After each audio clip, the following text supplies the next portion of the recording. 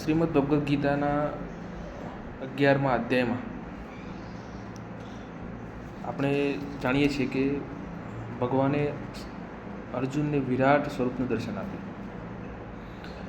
આ વિરાટ સ્વરૂપનું દર્શન જ્યારે અર્જુન કરી રહ્યા છે, સ્વાભાવિક રીતે આપણે જ્યારે કોઈ વસ્તુને જોતા હોઈએ છીએ તો એ વસ્તુની શરૂઆત, મધ્ય અને અંતને જોવાનો પ્રયત્ન આપણે કરીએ છીએ કે ક્યારે શરૂઆત હશે ને ક્યારે અંત હશે, ક્યારે મધ્ય હશે. અર્જુન પણ સ્વાભાવિક રીતે જ આપણા જેવો મનુષ્ય જ હતું. જ્યારે ભગવાને વિરાટ સ્વરૂપ દેખાડ્યું ત્યારે અર્જુને પણ એ જ દૃષ્ટિકોણથી ભગવાનની અંદર અંત, મધ્ય અને શરૂઆત જોવાનો પ્રયત્ન કર્યો. પણ અર્જુનને એવું કંઈ જ દેખાયું નહીં. અર્જુનને એનો કોઈ જ ઉત્તર મળ્યો નહીં. મિત્રો, આ વાતો પરથી એક સ્પષ્ટતા જરૂર થાય છે કે ભગવાનનું જે સ્વરૂપ છે, ભગવાનની જે અલૌકિકતા છે, એ કોઈ જગ્યાએ સીમિત નથી. એનો નથી કોઈ અંત, એ નથી કોઈ શરૂઆત. એ આ જગતની અંદર સકર રૂપે, સાક્ષી રૂપે દરેક ક્ષણે વિદ્યમાન છે. હજારો વર્ષો પહેલાં પણ હતું, આજે પણ છે અને હજારો વર્ષો પછી પણ એ તત્વ છે કે જેને આપણે ભગવાન કહીએ છીએ, એ તત્વ અહીંયા મોજૂદ છે.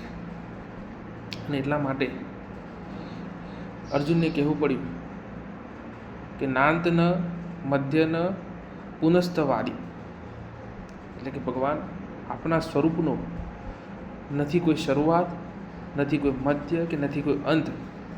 આપનું આ સ્વરૂપ એવું અનંત છે કે અનંતતાને જોવી પણ ખૂબ જ કઠિન છે.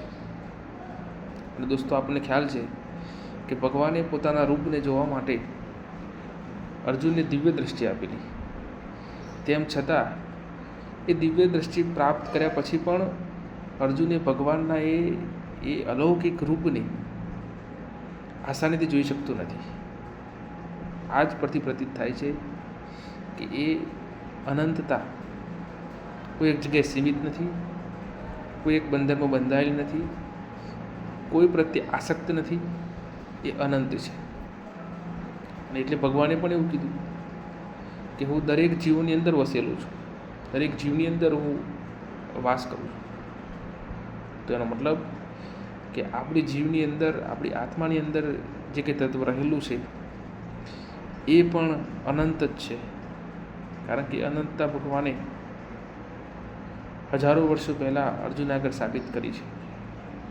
દોસ્તો, આમ ભગવાનનું અલૌકિક રૂપ છે, જે સ્વરૂપ છે, આપણા બધા માટે પ્રેરણાદાયી છે, આપણા બધા માટે મોટિવેટ કરવાવાળું છે અને આપણને આપણા જીવનનું જે મહત્ત્વ છે એનું આપણને પ્રતીત કરાવે છે. Thank you.